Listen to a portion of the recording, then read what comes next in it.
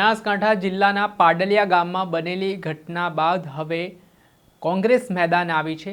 આજે કોંગ્રેસના વડગામના ધારાસભ્ય જિગ્નેશ મેવાણી, સાંસદ જ્ઞાનીબેન ઠાકોર તેમજ દાંતાના ધારાસભ્ય કાંતિ ખરાડી છે તેઓ પ્રાંત કચેરીએ પહોંચ્યા।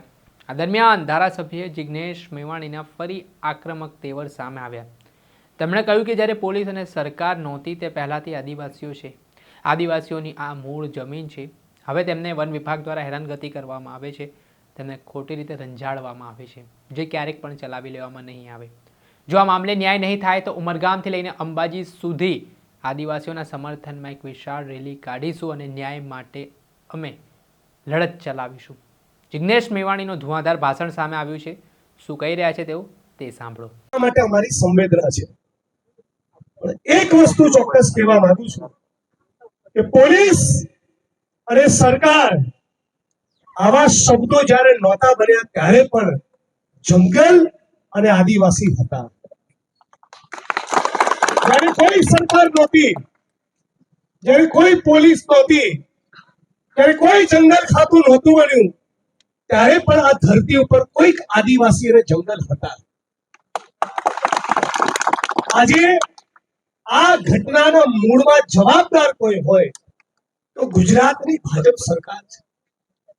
યુપીએની સરકારે, કોંગ્રેસની સરકારે આવા જંગલ જમીનના પ્રશ્નો, આવા જંગલ જમીનના વિવાદો ટકે જ નહીં, કોઈ વિવાદો રહે જ નહીં, એના માટે સોનિયા ગાંધીની સરકારે જંગલ જમીનનો કાયદો આપ્યો અને આખા ભારતની અંદર હજારો નહીં લાખોની સંખ્યામાં આદિવાસી સમાજની બહેનો, માતાઓ, વડીલોને જંગલ જમીનના કાયદા નીચે જમીન ખેડતા કર્યા। આપણા દાંતામાં, આપણા અમીરગઢમાં, આ અંબાજીની અંદર, આ ગુજરાતની અંદર જો જંગલ જમીનના કાયદા હેઠળ જેટલા પણ દાવા હજી પેન્ડિંગ પડ્યા છે એ તમામે તમામ દાવા, એ તમામે તમામ અરજીનો તમે નિકાલ કર્યો હોત તો પોલીસ અને આદિવાસીની વચ્ચે આ ધીંગાણું કોઈ દિવસ થયું જ ના હોત। અને એટલા માટે અહીંના પોલીસ પ્રશાસન, જંગલ વિભાગ અને ભાજપની સરકારે જે ધડો લેવાનો છે, જે આ ઘટનામાંથી સબક લેવાનો છે, જે શીખવાનું છે એ છે કે દાંતામાં, અમીરગઢમાં, અંબાજીમાં જેટલા પણ જંગલ જમીનના દાવા પેન્ડિંગ હોય એ બધાનો 6 મહિનામાં તમે નિકાલ કરી દો। અને તમે નિકાલ નહીં કરો તો અંબાજીથી ઉમરગામ સુધીનો પટ્ટો અમે ગરમ કરીશું અને અમે ગરમ કરીશું એટલે લાલ ચોળ કરીશું। ખાલી કહેવા માટે નથી કહેતા, અમે બેઠા બેઠા જ રાજુભાઈ અને કાંતિભાઈને કીધું ચાલુ કરો અંબાજીથી ઉમરગામની યાત્રા, અમે બધા કોંગ્રેસના સિપાહીઓ ડંકાની ચોટ ઉપર તમારી સાથે જોડાઈ જઈશું।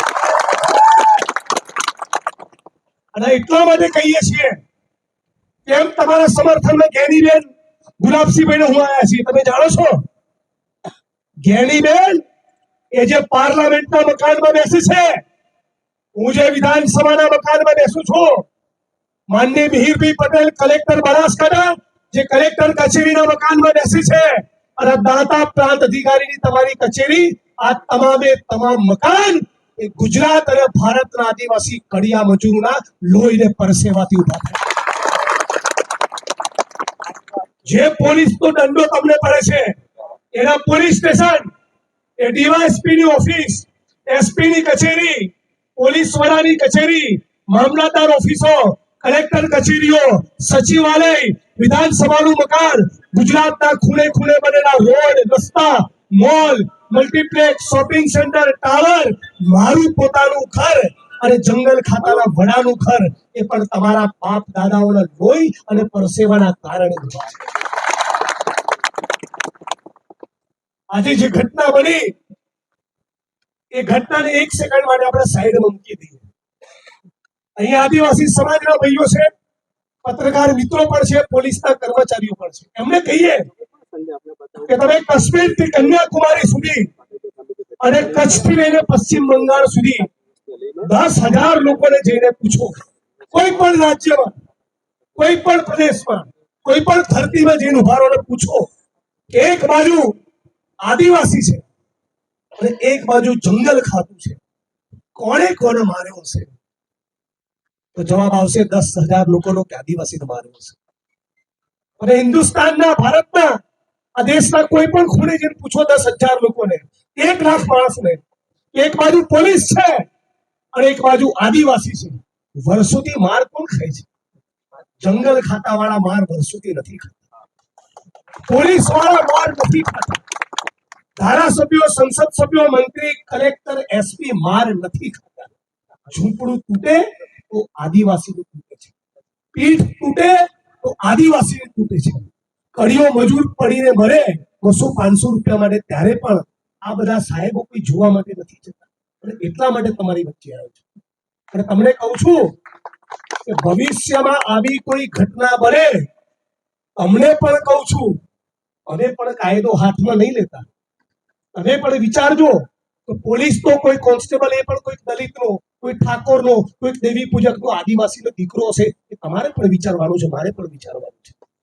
અને પોલીસના મિત્રોને પણ કહું છું કે તમને જંગલ વાળા કે એટલે આટલો ધોકો લઈને પહોંચી ના જાઓ, જંગલ ખાતાના બાપનું જંગલ નથી.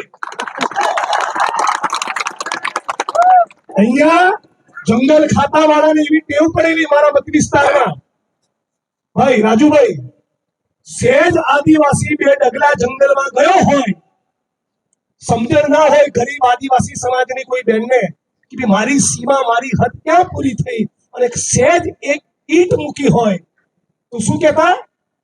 તારી સામે કેસ નહીં કરું પણ શરત, મારા ઘરે 4 મુરઘી મૂકી જવાની. વાત સાચી ખોટી? જંગલ ખાતા વાળા લોકોએ જે બીજા વિસ્તારમાં ચેકડેમ બનાયા, એને જંગલ ખાતાની અંદર બતાવી 2 વખત પૈસા ઉપાડ્યા છે. વાત સાચી ખોટી? મનરેગાની અંદર બી કરોડોના કૌભાંડ કર્યા છે કે નહીં કર્યા? છાસવારે તમે તમારી જંગલ જમીન ખેડવા ગયા હોય છતાં તમારી સામે ચરબી કરે છે કે નથી કરતા? દાદાગીરીથી વાત કરે છે કે નથી કરતા? તો જેના પણ મનમાં ફાંકો હોય એને કહી દઈએ, આ તારા ડ્રોન ઉડાડો છે ને, ફેંકી દેજો. તારા ડ્રોન ફોનનો કઈ ફરક નહીં પડે અમને.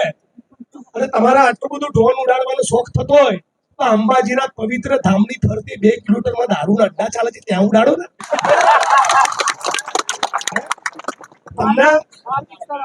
તમને મારી બેસાડીમાં કહું તો દીવોનો આટલો ડ્રોન ઉડાડવાનો હવાલ હોય તમને, તો જ્યાં દારૂના અને જુગારના અડ્ડા ચાલે છે ત્યાં ઉડાડો ને. તમારા સ્ટાફના કર્મચારીઓ જ્યારે તોડબાજી કરતા હોય છે ત્યાં ઉડાડો ને. અને એક વાત કહું બધા મિત્રોને ગંભીરતાપૂર્વક, જ્યાં સુધી કાંતિભાઈ અહીંથી હટે નહીં, તમારે કોઈએ હટવાનું નથી. પાકું? બોલો જય આદિવાસી.